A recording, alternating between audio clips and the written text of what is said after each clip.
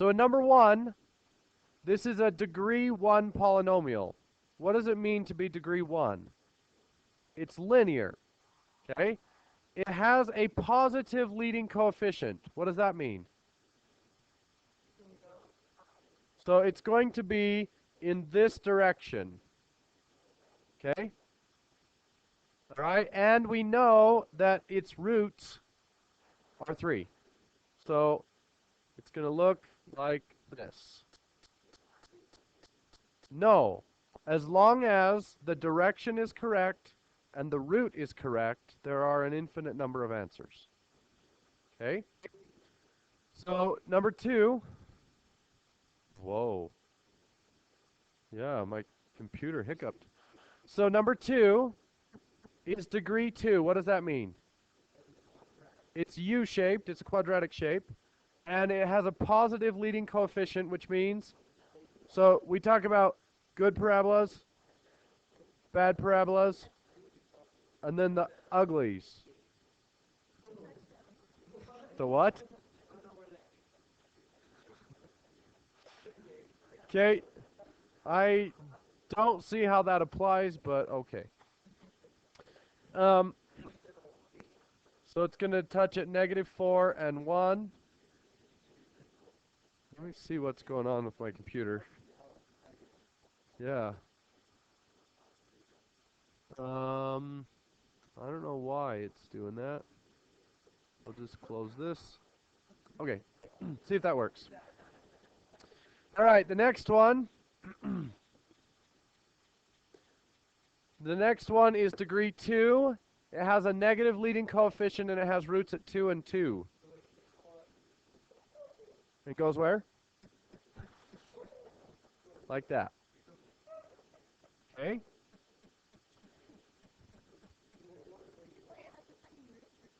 Yeah, it's the same root twice. Okay, I'm going to teach you a new word. The word is multiplicity. So, if a root has single multiplicity, it means it occurs once. There's one multiple of it. Okay? So this quadratic has 2 roots, but the root is the number 2 with a multiplicity of 2, which means that root shows up twice. Now, as far as hitting the graph, it only hits the graph once, but if you were to build this quadratic, you would use 2, x equals 2, and x equals 2. Okay?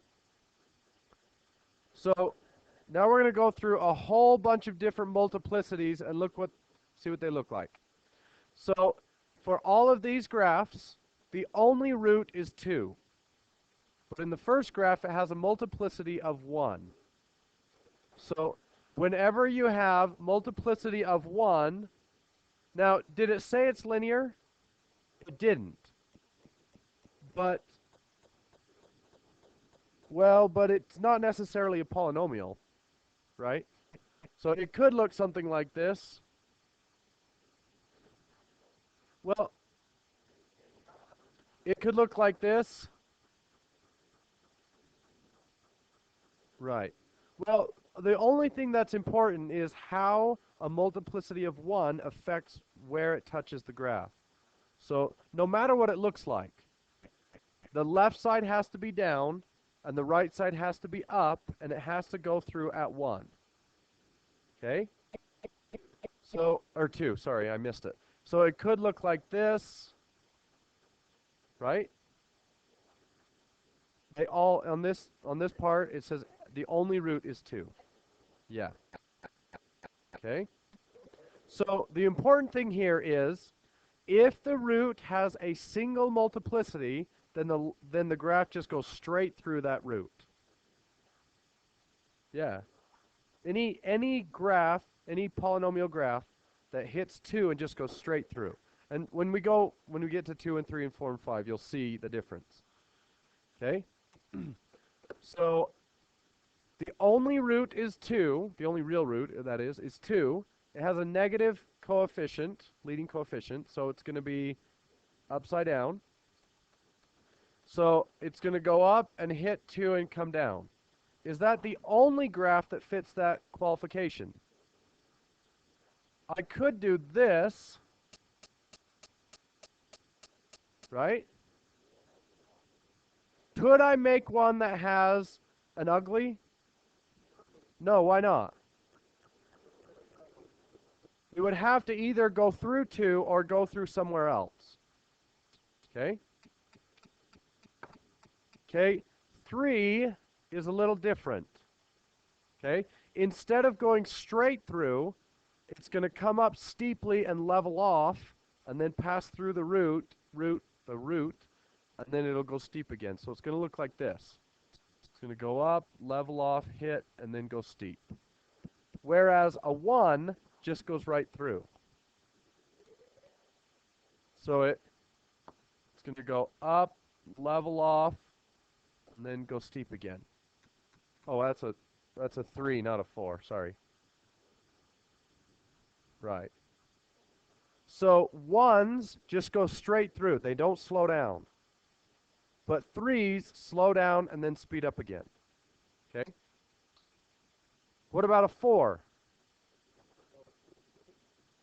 A 4 acts just like a 2, but it's thinner.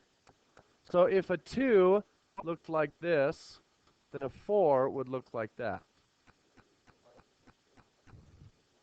Well, if it had 4 bumps, that means that the 4 roots are spread out, right?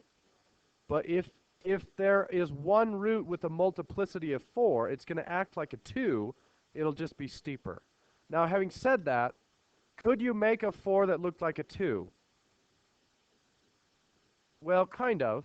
So if I had, come on. So if I had a 2 that looked like this, I could take a 4, which is steeper, and divide it by, I don't know, 3 or 4 or 5, and I can make it look a lot like this. But would they stay the same for long?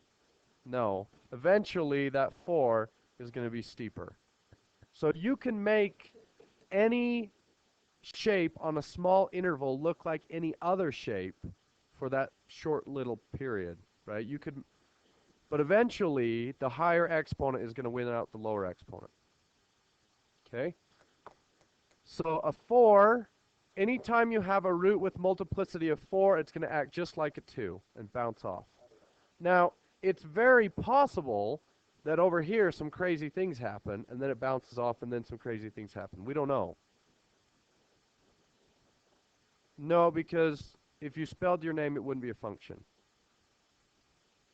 Right, but when you did your E, that's not a function, because it fails the vertical line test. Then that's called an I, not an E. Okay. What about multiplicity 5?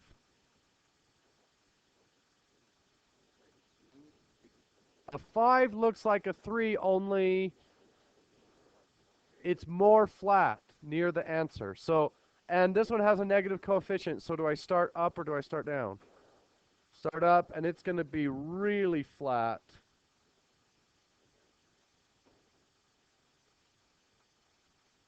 Now, having said that, can you make a 5 look like a 3? Yes. For a short amount of time, you can make them look really similar. Yeah. So, actually, I think we got that backwards. The 5 is thinner. So, but it's not really important. So, if a 3 looks like this, a 5 is going to look like this. Yeah, 5 doesn't, but don't erase it. It doesn't matter. Today, it's not going to matter. Okay, so your assignment today, which is really easy, given the root, can you draw the graph? Sure. So I'm going to put a root at 3 and a root at -5. Which direction is this going to open? Down. That's it. That's for tomorrow. Tomorrow is equation, and that's going to be pulling your hair out because it's not fun at all. Okay? The next one. So what is the degree of this polynomial? 3. And each root has a multiplicity of 1.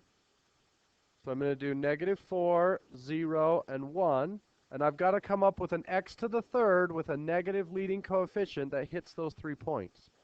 So how am I going to do that? Nope, nope. It's got to be this way, because it has a negative leading coefficient. Right? This is a positive x to the third, and this is a negative x to the third.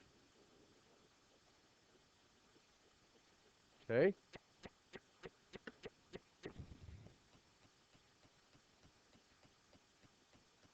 Leading coefficient plus, roots are 2 and 0. So 0 and 2. What is the degree of this polynomial? 3, so I start where? I start from the bottom, go up, bounce off 0, and go up through 2. Right? So that is multiplicity 2, and that is multiplicity 1. Okay? Yep, you got to go through and do all those. And then at the end of class, we'll talk about equations. So I'm going to pause this. It is. So I'm going to give you kind of a preview of what you're going to do tomorrow. Okay? Pay attention to this because it could be horrible. I will try to make it easier. Okay? So everybody watch this. If you take a look at those problems on the first page,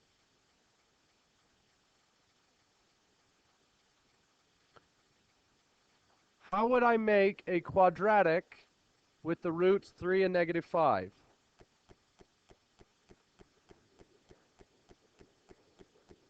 X minus 3, turn them into factors, x plus 5, and hopefully you're good at multiplying these.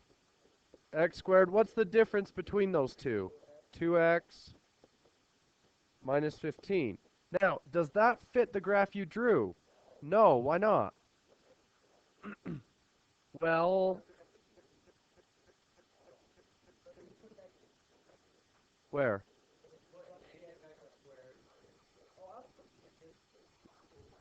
So we're on the front page.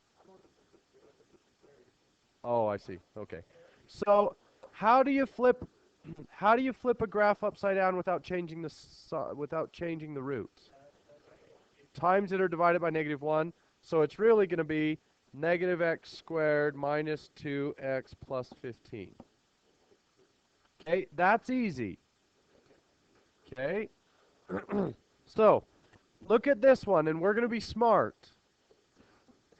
I have 3 factors, x plus 4, x, and x minus 1. Now, which ones do I want to do first? I want to do these first. How come? The x is easier just to throw in at the end. So it's going to be x squared. What's the difference between 4 and negative 1? Plus 3x minus 4. And what am I going to do to this? Times it by negative x. Why negative x? Coefficient is x. So negative x to the third minus 3x squared plus 4x. Well, I threw the x in as we went. Okay. So this one's really easy. X minus 2 times x times x. So it's going to be x to the third minus 2x squared. Okay, turn the page.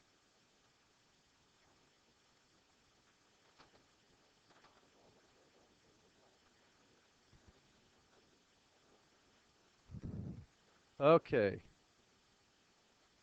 So look at number 4. Yeah, you're going to have tomorrow in class to work on this. Yeah. So for number 4,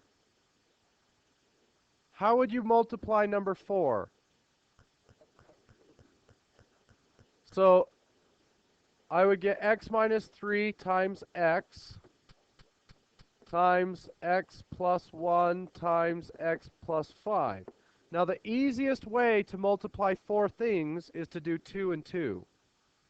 So this would be x to the third minus 3x, or sorry, x squared, and then multiply that by x squared plus 6x plus 5. Okay? So I did these two first, and then I did these two, and then I'm going to multiply all of them together. Okay, but look at number 8. Don't do 8 until I teach you a faster way tomorrow. Okay? Really, what we have on 8 is x plus 1 to the third and x plus 2 squared, right? Well, there's an easy way to do this in one step. If you did it the other way, you would have x plus 1 times x plus 1 times x plus 1 times x plus 2. So what you would do is do these two, and then maybe these two, and then this one times those, and then that one times that, and it's going to, no matter how you do it, it's going to be nasty. But if we could skip from this step, if we could do this one and then that one and times them together, that'll save us a lot of time. So if you get to one where the multiplicity is bigger than 2, wait until tomorrow and I'll give you the formula to do it so it's faster. Okay?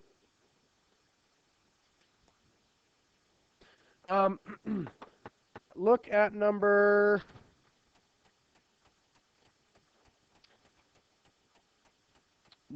16. 16 is actually quite easy, considering how big it is. So you're going to have x plus 5, x plus 3, x plus 1, x minus 1, x minus 3, and x minus 5. Why is this one easy? Well, kind of. So you're going to group them, right? What do these two give you? X squared minus 25. Okay, and these two, x squared minus 9. And these two, x squared minus 1. So that'll help. It's still not going to be fun. But, so if you can find factors that are conjugates, multiplying those in your head is super easy. So whenever you have opposite roots, group those together, and that'll save you some time. All right?